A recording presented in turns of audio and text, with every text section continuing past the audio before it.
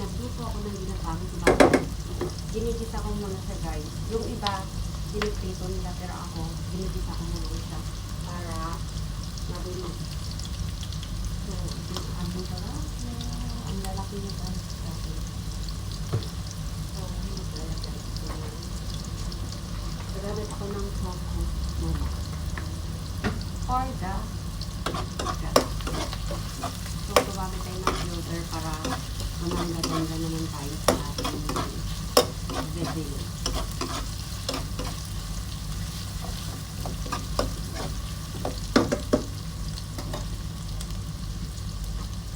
So, nakaredy na yung ating talong.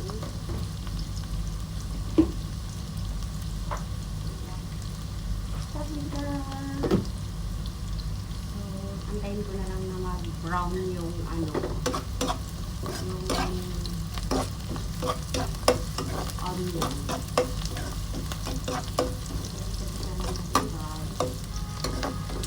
Ay, dito ka sa, ano, sa Dubai guys, makakapili ka ng mga, ano, pagkain Pinoy, makakaluto ka, kasi marami dito. At saka yung nagbibenta dito ng mga isda, is mga ibang lahi, ito yung kanilang negosyo. So, marunong din silang magtagalog. Kasi, ano, nasanay na sila sa mga kabayan na pag bumibili, nagtatagalog. So, natututo na sila. Makakahingi ka rin ng discount sa kanila. Magaling silang magtagalog, guys. So, yung kilo pala ng tilapia is 10 dirhams. So, kung sa Pilipinas, 10 times 16. 16.25 yata ang palitan ngayon guys. So, ito times ko lang yan.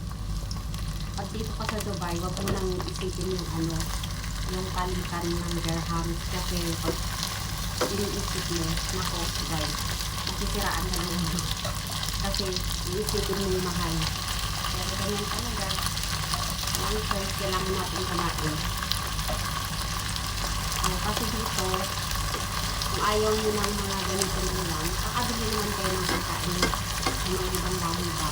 Yung mga biryani, mga ano, mga chicken parang, pero siyempre na tayo, naghahanap talaga tayo ng ating pagkain. Pero minsan, pag pinasarod ako ng luto guys, binibili din na dito or nag-order.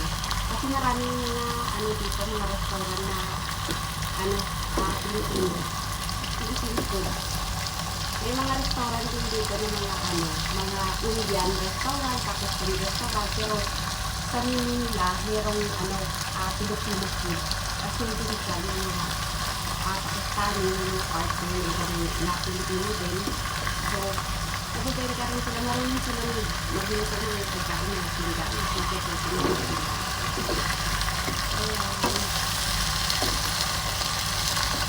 Dito ko ito muna siya guys.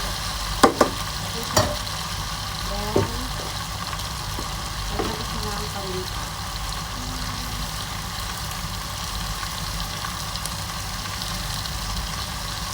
Then, after palinta, then, ko sila dito sa ibang balita, kailangan natin natin magluto kasi pag dahil natin